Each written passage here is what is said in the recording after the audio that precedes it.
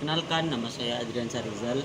Di sini saya akan menjelaskan tentang menilai karya melalui kritik dan esai. Yaitu bab pertama adalah membandingkan kritik sastra dan esai. Kritik sastra. Kritik sastra sendiri merupakan suatu ungkapan atau tanggapan dan penilaian mengenai baik atau buruknya suatu karya secara seimbang, baik itu kelebihan maupun kekurangan dari suatu karya itu sendiri. Kritik yang diberikan didasarkan atas analisis yang mendalam dari kritik dan kritik itu bisa berupa dalam kritik film, kemudian musik, lukisan dan lain-lain. Kritik sastra yang baik ialah kritik yang mampu memberikan ulasan penilaian terhadap isi, gaya kebahasaan, kemudian komposisi dan unsur pembangun dari suatu karya. Kemudian juga tidak lupa terhadap ketajaman dari kritik itu sendiri. Kritik itu sendiri ketajamannya itu dapat dipengaruhi dari beberapa aspek, yaitu tentang ketetapan teori dan kemudian tentang keleluasaan wawasan yang dimiliki oleh si pengkritik itu tersendiri. Kemudian ada beberapa ciri suatu kritik, yaitu yang pertama adalah tentang mengomentari atau menanggapi suatu karya dari orang lain. Kemudian yang kedua yaitu menunjukkan kelebihan ataupun kekurangan. Dan yang ketiga adalah memberikan saran terhadap kritik tersebut. Dan yang keempat adalah menjembatani pemahaman dari si pengkritik, antara si pengkritik dan si penerima kritik. Kemudian kritik dapat dibedakan berdasarkan 3 tentang penyerapannya, yaitu yang pertama adalah kritik induktif, kritik judisial, dan kritik imperiosif. Kritik induktif yaitu kritik yang membangun tentang memperhatikan unsur-unsur. Kemudian kritik judisial yaitu kritik yang menganalisis tentang sebuah karya itu sendiri dari berdasarkan permasalahan organisasi, kemudian teknik dan serta gaya penulisan. Kemudian yaitu adalah kritik imperiosif, yaitu berusaha menggambarkan tentang suatu sifat khusus dari sebuah karya itu sendiri. Kemudian ada 3 juga karya kerja dari kritik, yaitu kritik imperialistik, yaitu adalah kritik yang berupa kesan-kesan pribadi dari si pengkritik tersebut. Kemudian ada kritik penghakiman, yaitu adalah baik buruknya suatu karya. Dan yang ketiga adalah kritik teknis yang memperjelaskan tentang kelemahan-kelemahan dari suatu karya itu sendiri. Baik, yang selanjutnya adalah esai. Esai adalah karangan atau tulisan yang membahas suatu tema dari sudut pandang pribadi seorang penulis. Dapat dikatakan juga bahwa esai adalah tulisan yang mengandung pendapat dan sifatnya subjektif dan juga argumentatif. Esai memiliki beberapa ciri. Yang pertama, berbentuk prosa. Yang kedua, singkat. Yang ketiga, memiliki gaya membeda. Yang keempat, selalu tidak utuh. Yang kelima, memenuhi keutuhan penulisan. Dan yang terakhir, bersifat individu. Selain itu, esai juga terdiri dari beberapa jenis. Yang pertama, ada esai deskriptif yang melukiskan objek dengan cara yang menarik. Yang kedua, ada esai tajuk yang menggambarkan pandangan dan sikap surat kabar atau majalah terhadap satu topik. Yang ketiga, ada esai cuplikan watak yang menggambarkan beberapa segi kehidupan seseorang. Yang keempat, ada esai pribadi yang menggambarkan diri penulis tersebut.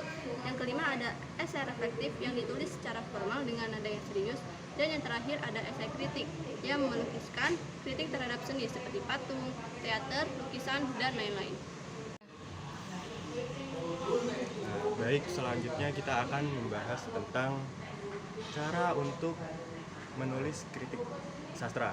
Nah, sebelumnya kita tuh harus tahu dulu struktur, kaidah, dan cara menulisnya. Yang pertama kita tuh harus tahu strukturnya. Strukturnya itu dibagi menjadi 3, yaitu pernyataan umum, yang kedua bagian deskripsi bagian, yang ketiga penegasan ulang. Yang pertama, kita tuh harus tahu suatu topik yang akan dibahas. Nah, yang kedua di bagian deskripsi menjelaskan tentang semua topik yang ada di pernyataan umum. Dan juga berisi pendapat serta informasi data-data.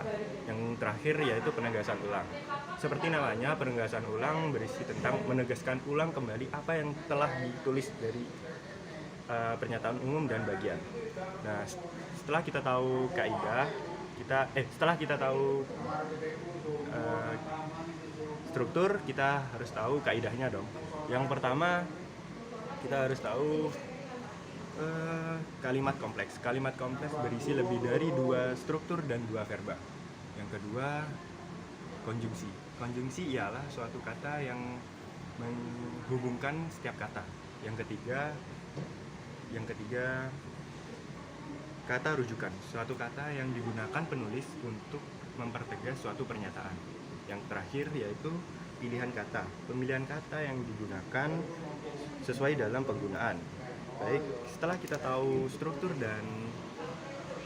dan kaidahnya, kita bisa mulai untuk menulis kritik sastra.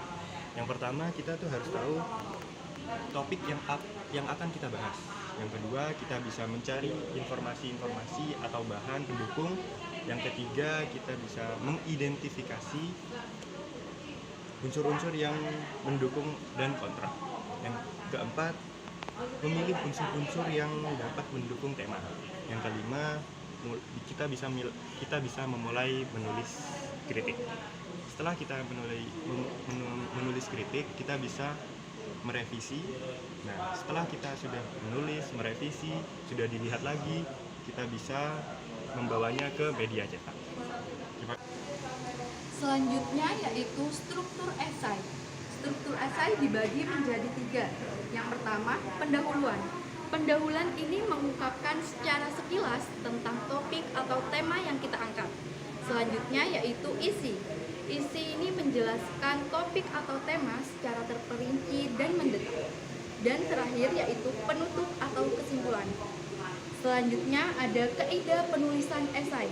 Kaidah penulisan esai ini dibagi menjadi 5. Yang pertama yaitu menggunakan kalimat yang baku. Kedua yaitu logis atau masuk akal. Ketiga yaitu kalimat yang kita gunakan itu ringkas atau tidak bertele-tele. Selanjutnya ada runtut atau ide yang diungkapkan secara teratur, sesuai terperinci dan sesuai tingkatannya. Dan yang terakhir yaitu denotatif. Selanjutnya ada tahapan penulisan esai. Tahapan penulisan esai ini ada 5. Yang pertama, menentukan tema.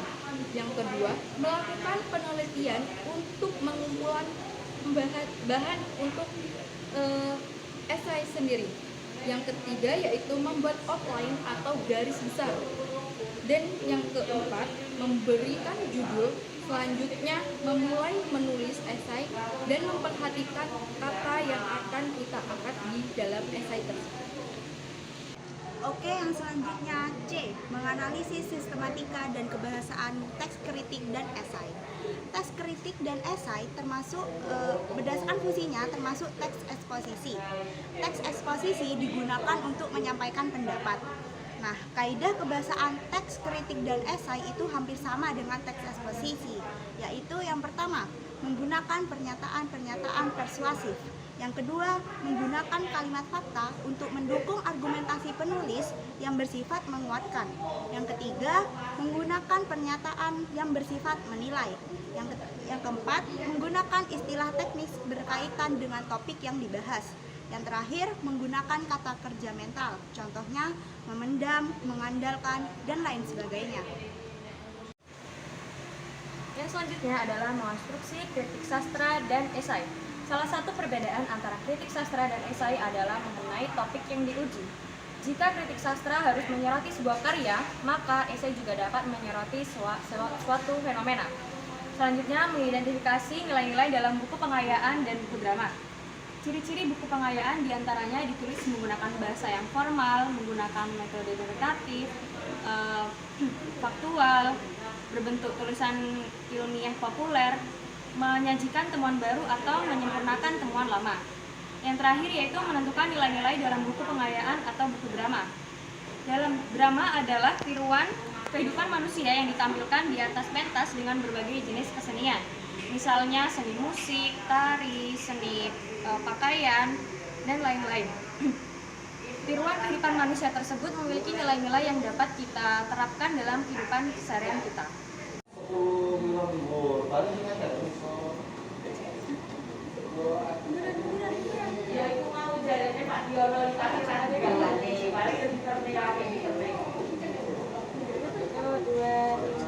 Sekian dari kelompok kami.